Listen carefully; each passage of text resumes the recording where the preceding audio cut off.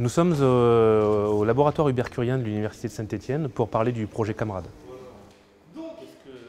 Le projet Camarade consiste à développer une caméra résistante à des forts niveaux de radioactivité. Cela permettra d'aller observer dans des zones de centrales nucléaires, de sites de stockage de déchets nucléaires dans lesquels il n'est pas possible aujourd'hui d'observer ou d'observer longtemps, de surveiller l'apparition de fissures sur des colis radioactifs par exemple.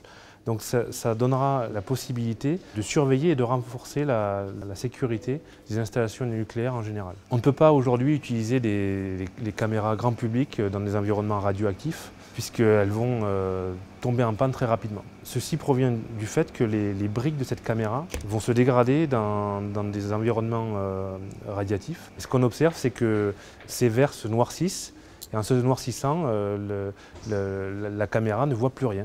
Donc le projet Camarade est organisé autour de 5 partenaires.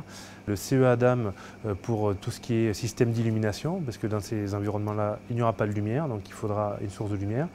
Le laboratoire Hubert-Curien de l'Université de Saint-Étienne qui travaille sur l'optique. ISAE Supaéro est en charge du développement du capteur d'image. L'IRSN s'occupera des campagnes de mesure et d'irradiation. L'IRSN a également un rôle d'utilisateur final potentiel dans ce projet.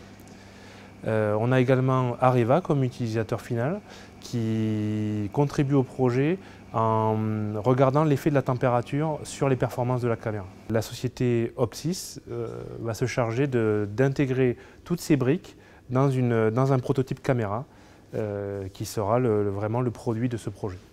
Donc aujourd'hui, nous sommes à la fin de la phase d'exploration. Donc le projet est divisé en 2 phases. Une phase d'exploration durant laquelle on va essayer de déterminer quelles sont les meilleures technologies pour atteindre l'objectif visé. Et une deuxième phase qui est la conception réellement du prototype. Le projet va se terminer par une démonstration en conditions réelles, donc une validation in situ de la caméra, où elle sera utilisée pour filmer des objets, tout en étant irradiée durant cette prise d'image.